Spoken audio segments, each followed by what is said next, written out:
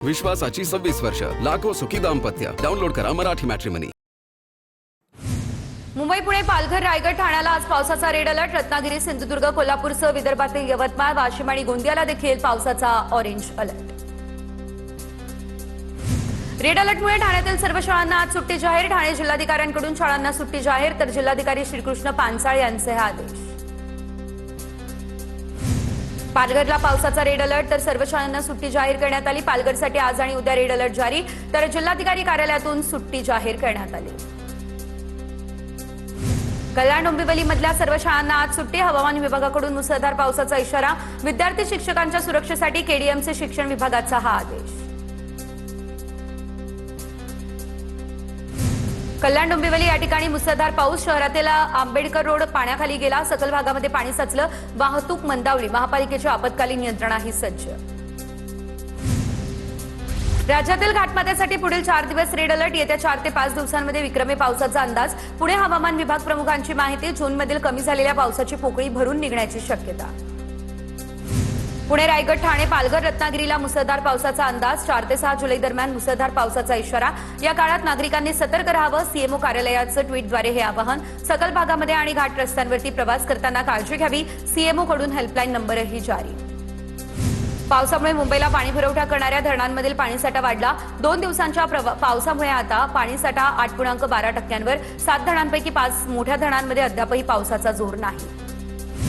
साताऱ्याच्या कोयना धरण पाणलोट क्षेत्रामध्ये पावसाचा जोर कायम, तर कोयना धरणामध्ये 13,102 क्युसेक वेगानं पाण्याची आवक. धरणाचा उपयुक्त पाणीसाठा 11.48 टीएमसी झालाय.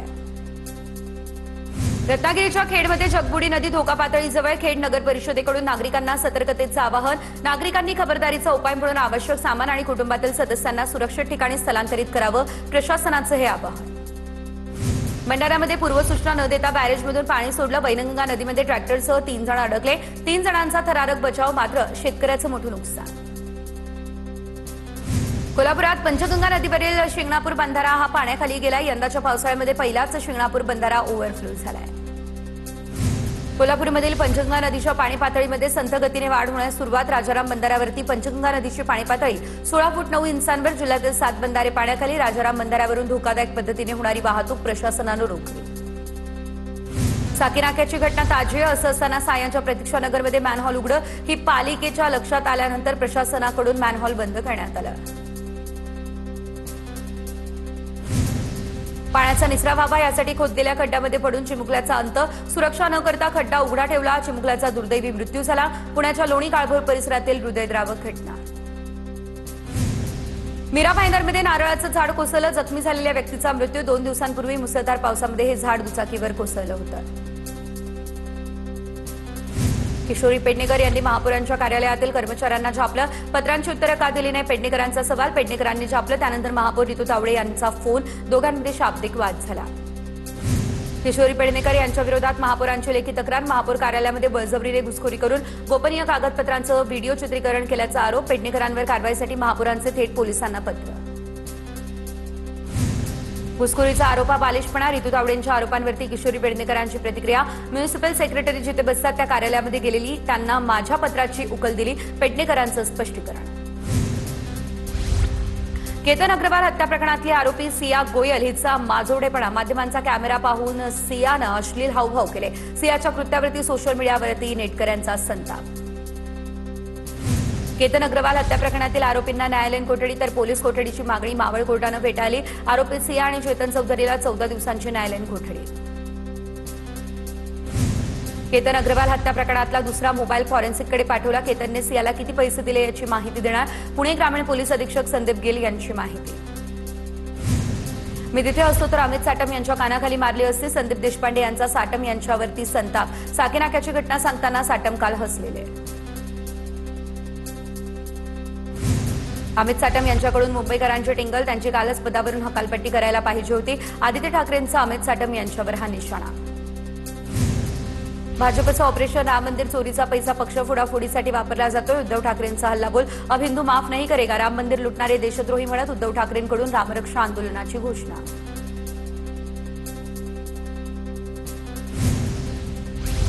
आंदोलनानं महाराष्ट्राला जागं करेन, मग अयोध्येला जाईन. उद्धव ठाकरेंची माहिती. दादरच्या हनुमान मंदिरामध्ये रविवारी रामरक्षा आंदोलन केलं जाईल. रामरक्षा हनुमान चालीसा पठण करत राज्यव्यापी आंदोलनाची सुरुवात होणार. आंदोलनामध्ये सहभागी होण्याचं ठाकरेंचं आवाहन. उद्धव ठाकरे यांच्याकडून आता हिंदू राष्ट्राला बदनाम करण्याचा प्रयत्न. उद्धव ठाकरे ज्या मंदिरामध्ये पाय ठेवतील तिथे गोमूत्र शिंपडावं. नितेश राणेंचा उद्धव ठाकरे यांच्यावर हा निशाणा.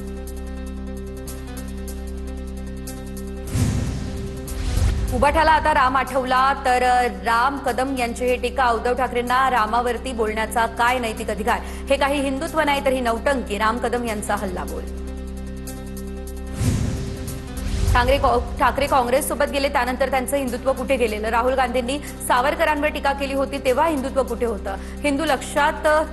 हिंदू नाकारत असल्याचं लक्षात आलं त्यानंतर ठाकरेंचं हे पाऊल. उदय सामंत यांची टीका. राम मंदिराची चिंता उद्धव ठाकरेंनी करू नये. ठाकरे नमाजऐवजी रामरक्षाची आरती घेत आहेत, त्यांचं अभिनंदन. देवयानी फरांदे यांची टीका. सरकारने घोटाळेबाजांवर कारवाई केल्याची प्रतिक्रिया. राम भक्तांच्या भावना दुखावल्या गेल्या. राम मंदिर दानपेटी चोरी प्रकरणावरती आरएसएसची ही पहिली प्रतिक्रिया. या दुर्दैवी घटनेचा गैरफायदा घेत हिंदू विरोधी राष्ट्रविरोधी शक्तींचा कोणीही प्रयत्न यशस्वी होऊ देऊ नका. आरएसएसचं आवाहन. राम मंदिरामध्ये दान चोरीवरती विचारलेल्या प्रश्नावर मोहन भागवत यांच्याकडून राम राम इतकीच प्रतिक्रिया. आरएसएस सरसंघचालक प्रश्नाचं उत्तर न देता निघून गेले. खरात प्रकरणात बदनामी केल्याचा आरोप करत चाकणकरांची दिल्ली कोर्टात याचिका. चाकणकरांकडून आशा मिरगे, ठोंबरे, अंधारे, दमानिया यांना नोटीस तर चाकणकरांना कोर्टात उघडं पाडणार. रुपाली ठोंबरे यांचं हे आव्हान. सिनेमाला सिनेमाच्या दृष्टिकोनातून पाहिलं पाहिजे. सिनेमातून काय घ्यायचं ते प्रेक्षक ठरवतील. सिनेमात त्यांच्या व्यक्तिरेखा चुकीच्या पद्धतीने दाखवल्या असं वाटलं तर त्यांनी नोटीस पाठवावी. महाराष्ट्र एप्स्टीन फाईल्स या चित्रपटाच्या वादावर प्रताप सरनाईक यांची प्रतिक्रिया.